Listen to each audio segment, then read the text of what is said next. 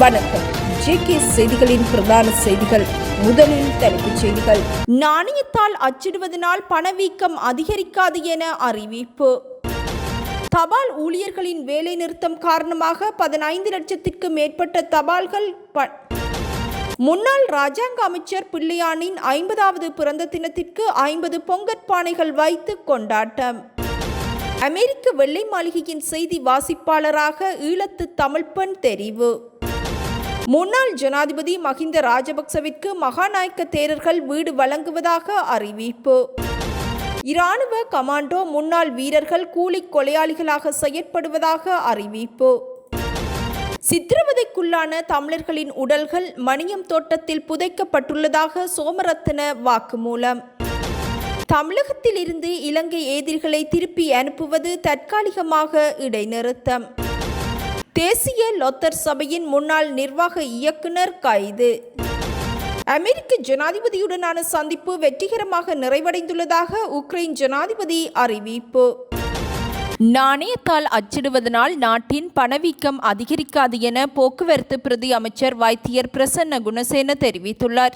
நாட்டின் பொருளாதாரத்தை நிலையான நிலைக்கு கொண்டு வருவதன் மூலம் பணவீக்கத்தை கட்டுப்படுத்த தற்போதைய அரசாங்கம் நடவடிக்கை எடுத்துள்ளதாகவும் அவர் சுட்டிக்காட்டியுள்ளார். சேவையில் இருந்து நீக்கப்பட்ட 2014ஆம் ஆண்டில் இந்நாட்டிற்கு இறக்குமதி செய்யப்பட்ட பேருந்துகளுக்கு புதிய இயந்திர கருவிகளை பயன்படுத்தி மீண்டும் சேவையில் ஈடுபடுத்தும் நிகழ்வில் கலந்து கொண்ட பின்னர் ஊடகங்களுக்கு கருத்துரைக்கும் போதே அமைச்சர் பிரசன்ன குணசேன இதனை தெரிவித்தார்.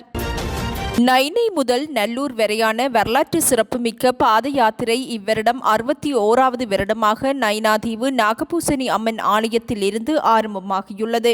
அகிலம் போற்றும் அகிலாண்ட நாயகி நைனை நாகபூசணி அம்மன் ஆலயத்தில் இருந்து நாகம் தாங்கிய வேல்பவனி கடல் மார்க்கமாக குறிக்கட்டுவான் இறங்குதுறையை வந்தடைந்து பாத யாத்ரீகர்கள் யாழ்ப்பாணம் புங்குடுதீவு வீதி ஊடாக யாழ் நகர பகுதியை சென்றடைந்து நெல்லை கந்தன் தேர் உற்சவத்தில் கலந்து கொள்ளவுள்ளனர்.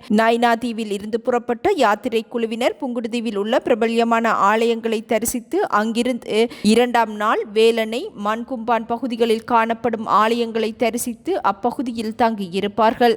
3ஆம் நாளான நாளை அங்கிருந்து புறப்பட்டு யாழ்ப்பாணம் யாழ் நகர பகுதியில் காணப்படும் சத்திரம் ஞான வைரவர் ஆலயத்தை சென்றடைந்து மாலை சத்திரம் ஞான வைரவர் ஆலயத்தில் பஜனை பாசுரங்களை பாடி அங்கிருந்து யாழ் வில்லூன்றி பிள்ளையார் ஆலயத்தை சென்றடைந்து அங்கு தரித்து நிற்பார்கள். 4ஆம் நாளான 21ஆம் தேதி அதிகாலை நெல்லை கந்தன் தேர் உற்சவத்தில் கலந்து கொண்டு தேரின் பின்னே பஜனை பாடுவார்கள் என்பதும் குறிப்பிடத்தக்கது. தபால் ஊழியர்கள் ஆரம்பித்துள்ள நாடளாவிய வேலைநிறுத்த போராட்டம் இன்று முதல் தொடரும் என கூட்டு தபால் தொழிற்சங்க முன்னணி அறிவித்துள்ளது. 19 கோரிக்கைகளை முன்வைத்து நேற்று முன்தினம் மாலை ஆரம்பிக்கப்பட்ட வேலைநிறுத்தம் மிகவும் வெற்றிகரமாக நடைபெற்று வருவதாக முன்னணியின் இணை அழைப்பாளர் சிந்தக்க பண்டார தெரிவித்துள்ளார். தமது கோரிக்கைகளுக்கு உரிய தீர்வுகள் கிடைக்கும் வரை வேலைநிறுத்தம் முன்னெடுக்கப்படும் எனவும் தமது பிரச்சினைகள் குறித்து ஜனாதிபதியிடம் மகஜர் ஒன்றை கையளிக்க உள்ளதாகவும் சிந்தக்க பண்டார குறிப்பிட்டுள்ளார். எனினும் நிறுத்தம் குறித்து தனது கருத்தை தெரிவித்த தபால்மா அதிபர் ருவன் சத்குமார் தபால் ஊழியர்களின் பெரும்பாலான கோரிக்கைகள் ஏற்கனவே வழங்கப்பட்டுள்ளதாக குறிப்பிட்டுள்ளார். வேலை நிறுத்தத்தை கைவிட்டு கலந்துரையாடல் மூலம் இப்பிரச்சனையை தீர்க்குமாறு தபால் தொழிற்சங்கங்களை கேட்டுக்கொள்வதாகவும் ருவன் சத்குமார் குறிப்பிட்டுள்ளார். இதற்கிடையே ஆசிரியர்கள் குழு ஒன்று ஜனாதிபதி செயலகத்திற்கு முன்பாக போராட்டத்தில் ஈடுபட்டுள்ளனர். குறித்த ஆசிரியர்கள் நேற்று காலை முதல் ஜனாதிபதி செயலகத்திற்கு முன்பாக ஆர்ப்பாட்டத்தில் ஈடுபட்டதுடன் விடியும் வரை ஜனாதிபதி செயலகத்திற்கு முன்பாகவே தங்கியிருந்துள்ளனர். இந்த ஆண்டு முதல் தமது குழந்தைகளை பாடசாலைகளில் சேர்க்கும் சுற்றறிக்கையை ரத்து செய்ய அரசாங்கம் எடுத்த தீர்மானத்திற்கு எதிராக ஆசிரியர்கள் போராட்டம் நடத்தி வருவதாகவும் ஆசிரியர் மற்றும் குழந்தைகள் சங்கத்தின் அழைப்பாளர் இந்திகா அபேசிங்க தெரிவித்துள்ளமை குறிப்பிடத்தக்கது. இதேவேளை தபால் தொழிற்சங்கங்களின் பணி பகிஷ்கரிப்பு காரணமாக சுமார் 15 லட்சம் கடிதங்கள் மற்றும் பார்சல்கள் தேக்கமடைந்துள்ளதாக அறிவிக்கப்பட்டுள்ளது. 19 பிரச்சினைகளை முன்னிறுத்தி தபால் ஊழியர்கள் நேற்று முன்தினம் முதல் வேலை நிறுத்தத்தில் ஈடுபட்டு வருகின்றமை குறிப்பிடத்தக்கது. தமிழ் மக்கள் விடுதலை புலிகள் கட்சியின் தலைவரும் முன்னாள் ராஜாங்க அமைச்சருமான பிள்ளையான் என அழைக்கப்படும் சிவனேசத்துறை சந்திரகாந்தனின் 50வது பிறந்த தினம் வாகரை பனிச்சங்கேணி பகுதியில் பல்வேறு நிகழ்வுகளுடன் கொண்டாடப்பட்டுள்ளது. கோரலை பெற்று வடக்கு வாகரை பிரதேச தமிழ் மக்கள் விடுதலை புலிகள் கட்சியின் செயற்பாட்டாளர்கள், கல்வி, கலை, கலாசார பிரிவினரால் இந்நிகழ்வு ஏற்பாடு செய்யப்பட்டுள்ளது. இதன்போது விசேட பூஜைகள், அன்னதான நிகழ்வு, இரத்ததான நிகழ்வு என்பனவும் ஏற்பாடு செய்யப்பட்டது. குறிப்பாக பிள்ளையானின் 50வது அகவையினை முன்னிட்டு ஆதரவாளர்களால் 50 மண் பானைகளில் பொங்கல் இடப்பட்டு சுவாமிக்கு படைத்து பூஜை வழிபாடுகளும் முன்னெடுக்கப்பட்டது.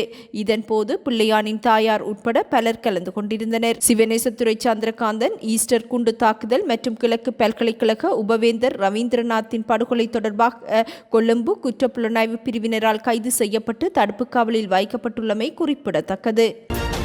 கல்பிட்டி பகுதியில் 2 குழுக்களுக்கிடையில் ஏற்பட்ட மோதலில் 37 வயதுடைய நபரொருவர் உயிரிழந்துள்ளார். போலீசாரின் முதற்கட்ட விசாரணையில் உயிரிழந்தவர் உட்பட 5 பேர் கொண்ட 2 குழுக்கள் தனிப்பட்ட தகராறு காரணமாக மோதிக்கொண்டுள்ளமை உறுதிப்படுத்தப்பட்டுள்ளது. சம்பவத்தில் காயமடைந்தவர் கல்பிட்டி ஆதார வைத்தியசாலையில் அனுமதிக்கப்பட்டதன் பின்னர் உயிரிழந்துள்ளார். சம்பவம் தொடர்பில் சந்தேக நபர் ஒருவர் கைது செய்யப்பட்டுள்ளதுடன் ஏனைய சந்தேக நபர்களை கைது செய்வதற்கான விசாரணைகளை கல்பிட்டி போலீசார் முன்னெடுத்துள்ளனர். அமெரிக்க வெள்ளை மாளிகையில் இருந்து உலக புகழ்பெற்ற ஆங்கில தொலைக்காட்சியான BBC செய்திச் சேவைக்கு செய்திகளை வழங்கும் வாய்ப்பினை ஈழத்து தமிழ் பெண் ஒருவர் பெற்றுக் கொண்டுள்ளார். சுமி சோமஸ்கந்தா என்பவரே இவ்வாறு இந்த வாய்ப்பை பெற்றுள்ளதாக அறிவிக்கப்பட்டுள்ளது. இவர் BBC செய்திச் சேவையின் தலைமை தொகுப்பாளராகவும் எழுத்தாளராகவும் இசைக்கலைஞராகவும் செயற்படுகின்றார். இது ஈழத்து தமிழ் பெண்ணின் ஊடகத்துறையில் ஒரு குறிப்பிடத்தக்க சாதனை எனவும் அறிவிக்கப்பட்டுள்ளது. BBCயின் தமிழ் பிரிவில் செய்திகளை வழங்குவதன் மூலம் இலங்கை மற்றும் தமிழ் பேசும் மக்களின் குரலாக சுமி ஒலித்து வருவதாகவும் பலரும் பாராட்டுக்களை தெரிவித்து வருகின்றனர். அமெரிக்க ஜனாதிபதி மற்றும் ரஷ்ய அதிபரின் சந்திப்பில் இருந்து இன்று வரை நடக்கும் அமெரிக்க வெள்ளை மாளிகையில் இடம்பெறும் அரசியல் நிகழ்ச்சிகளை சுமி சோமஸ்கந்தா தொகுத்து வழங்கி வருகின்றமையும் குறிப்பிடத்தக்கது.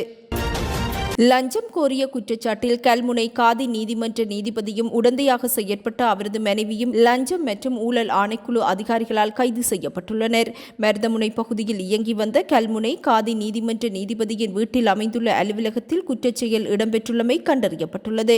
இதன்போது பாதிக்கப்பட்ட பெண் தனது வழக்கு ஒன்றிற்காக குறித்த அலுவலகத்திற்கு சென்று வந்த நிலையில் குறித்த நீதிபதியும் அவரது மனைவியும் தன்னிடம் லஞ்சமாக பணம் கேட்டதாக கூறி லஞ்ச ஊழல் ஆணைக்குழு அதிகாரிகளிடம் முறைப்பாடை முன்வைத்தார்.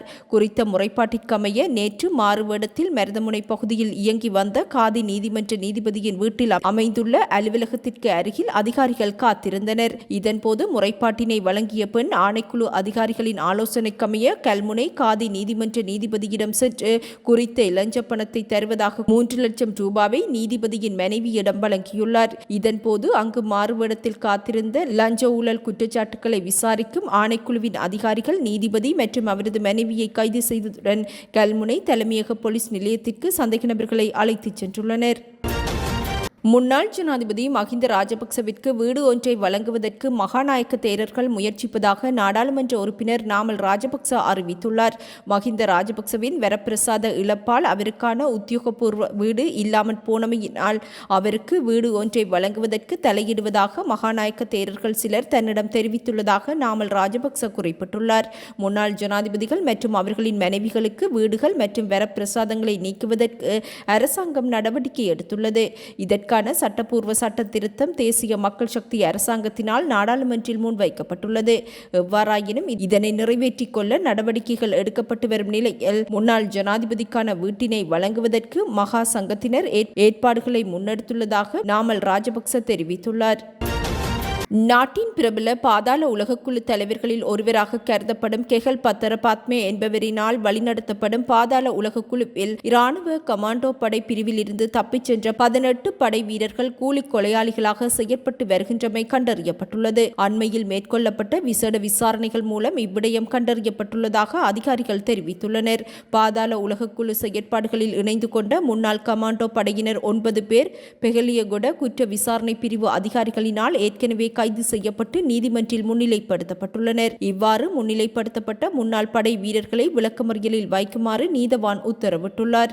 முன்னாள் கமாண்டோ படை வீரர்களை பயன்படுத்தி படுகொலைகள் மேற்கொள்ளப்பட்டு வருகின்றமை தொடர்ந்து மேற்கொள்ளப்பட்ட விசாரணைகளில் கண்டறியப்பட்டுள்ளது. கெகல்பாத்திர பாத்மே என்ற பாதாள உலகக்குழு தலைவரின் பிரதான சகாவான் கமாண்டோ சலிந்த என்பவர் இந்த முன்னாள் இராணுவ வீரர்களை கொண்ட கூலிப்படையை உருவாக்கியுள்ளமையும் கண்டறியப்பட்டுள்ளது.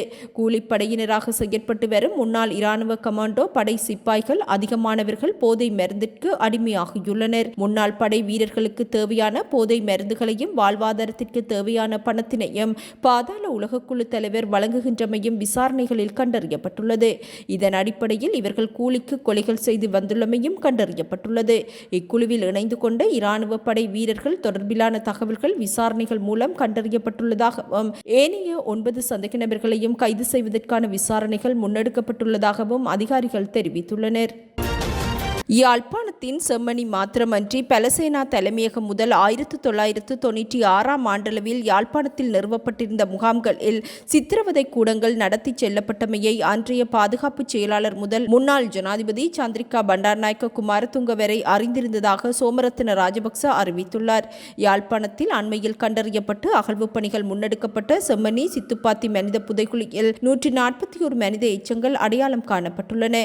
இந்நிலையில் 1996களில் செம்மணி முகாம், துண்டி முகாம் வரை இடம்பெற்ற கைதுகள், படுகொலைகள் மற்றும் சடலங்கள் புதைக்கப்பட்ட இடங்கள் தொடர்பில் கிருஷாந்தி குமாரசுவாமி படுகொலை வழக்கின் பிரதான குற்றவாளியாக நீதிமன்றில் தீர்ப்பளிக்கப்பட்ட மரண தண்டனை கைதியான சோமரத்ன ராஜபக்ச முக்கிய தகவல்களை வெளிப்படுத்தியுள்ளார். இதன்படி யாழ்ப்பாணத்தின் செம்மணி மாத்திரமன்றி பலசேனா தலைமையகம் முதல் 1996 ஆண்டளவில் யாழ்ப்பாணத்தில் நிறுவப்பட்டிருந்த முகாம்களில் சித்திரவதை கூடங்கள் நடத்தி செல்லப்பட்டமையை அன்றைய பாதுகாப்பு செயலாளர் முதல் முன்னாள் ஜனாதிபதி சந்திரிகா வரை அறிந்திருந்தார்கள் என தான் வருத்தத்துடன் தெரிவித்துக் கொள்வதாக சோமரத்ன தெரிவித்துள்ளார். அரியாலை 7வது இலங்கை இராணுவ காலாட்படையினால் செம்மணி முதல் துண்டி முகாம் வரை சகல சோதனை சாவடிகளிலும் மக்கள் கைது செய்யப்பட்டதுடன் C3 முகாமின் 7வது இராணுவ காலாட்படைக்கு உரிய சித்திரவதை கூடங்களில் உயிரிழந்தவர்களின் சடலங்கள் மணியம் தோட்டம் என அறியப்படும் பிரதேசத்திற்கு கொண்டு செல்லப்பட்டு அங்கு புதைக்கப்பட்டதாக மரண தண்டனை கைதியான சோமரத்ன ராஜபக்ச அறிவித்துள்ளார்.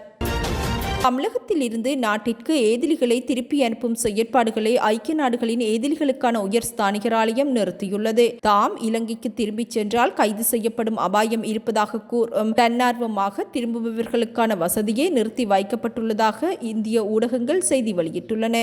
இலங்கைக்கு திரும்பிச் சென்ற நிலையில் குடிவரவு சட்டங்களை மீறிய குற்றச்சாட்டில் குறைந்தது 4 ஏதிலிகள் அண்மை காலங்களில் தடுத்து வைக்கப்பட்டுள்ளனர். ஐக்கிய நாடுகளின் ஏதிலிகளுக்கான உயர் ஸ்தானிகர் ஆலயம் இத்தீர்மானத்தை எடுத்துள்ளது.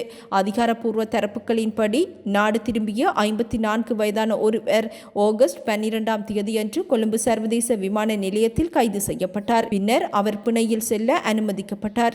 மே மாதம் 28ஆம் தேதி மற்றொரு தமிழ் ஏதிலி யாழ்ப்பாணத்தில் தரையிறங்கிய நிலையில் கைது செய்யப்பட்டார். ஆகஸ்ட் முதல் வாரத்தில் ஐக்கிய நாடுகளின் உதவி இல்லாமல் யாழ்ப்பாண சர்வதேச விமான நிலையத்தில் தரையிறங்கிய இலங்கை தமிழ் தம்பதியினரும் கைது செய்யப்பட்டனர். இந்நிலையில் கடவுச்சீட்டுகள் அல்லது பயண ஆவணங்கள் இல்லாது நாட்டை விட்டு வெளியேறிய குற்றச்சாட்டின் பேரில் தாமாக முன்வந்து நாடு திரும்பும் மேதிலிகளை இலங்கை அதிகாரிகள் கைது செய்வது முதன்முறை எனவும் கூறப்படுகின்றது. இந்நிலையில் தாமாக முன்வந்து நாடு திரும்பும் மேதிலிகளின் பாதுகாப்பு மற்றும் கண்ணியத்தை உறுதி செய்வதே தற்போதைய நடவடிக்கைக்கான காரணம் என ஐக்கிய நாடுகளின் ஏதிலிகளுக்கான உயர் ஸ்தானிகர் ஆலயம் தெரிவித்துள்ளது. அத்துடன் குடியேற்ற விதிகளை மீறியதற்காக இலங்கை ஏதிலிகள் கைது செய்யப்பட மாட்டார்கள் எனவும் கண்ணியத்துடன் நடத்தப்படுவார்கள் எனவும் இலங்கை அதிகாரிகளிடமிருந்து உத்தரவாதம் கிடைக்கும் வரை ஏதிலிகளை திருப்பி அனுப்பும் செயல்முறை நிறுத்தி வைக்கப்படும் என ஐக்கிய நாடுகளின் ஏதிலிகளுக்கான உயர் ஸ்தானிகர் ஆலயம் அறிவித்துள்ளது.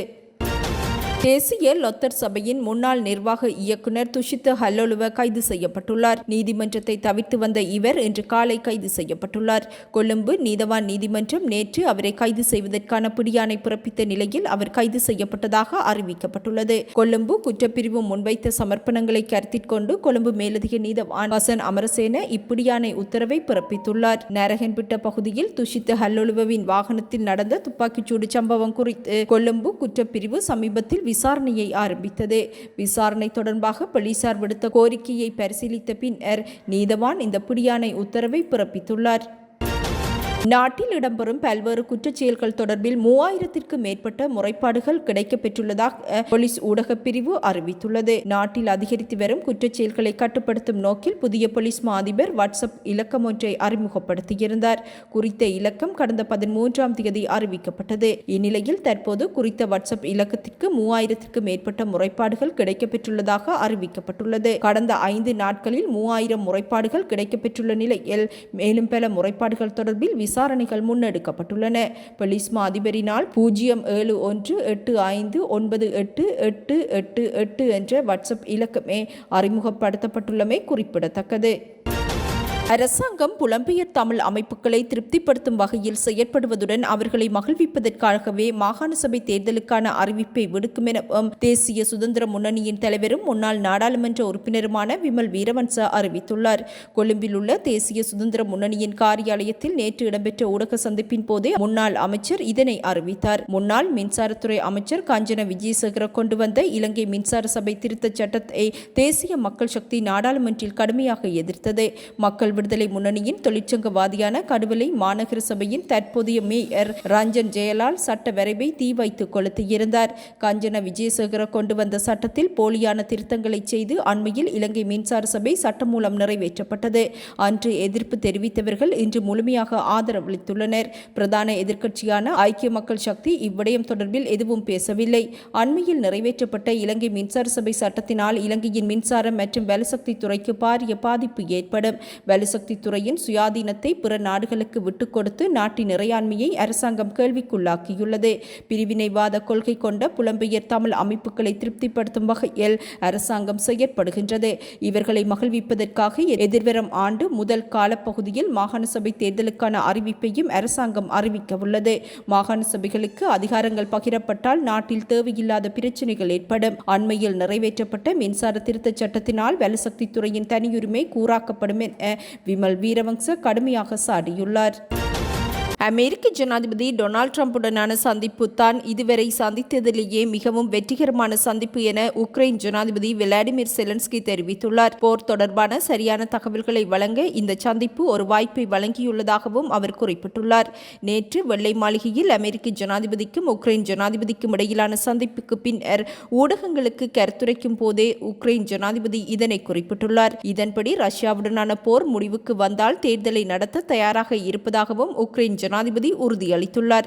அமெரிக்க ஜனாதிபதிக்கும் உக்ரைன் ஜனாதிபதிக்கும் இடையிலான சந்திப்பு உலகம் முழுவதும் பெரும் கவனத்தை ஈர்த்திருந்தது. இச்சந்திப்பில் ஐரோப்பிய பேரவையின் தலைவர், பிரித்தானிய பிரதமர், பிரான்ஸ் ஜனாதிபதி, ஜெர்மன் ஜனாதிபதி, இத்தாலிய பிரதமர் மற்றும் நேட்டோவின் பொதுச் செயலாளர் உள்ளிட்டோர் கலந்து கொண்டிருந்தமையும் குறிப்பிடத்தக்கது.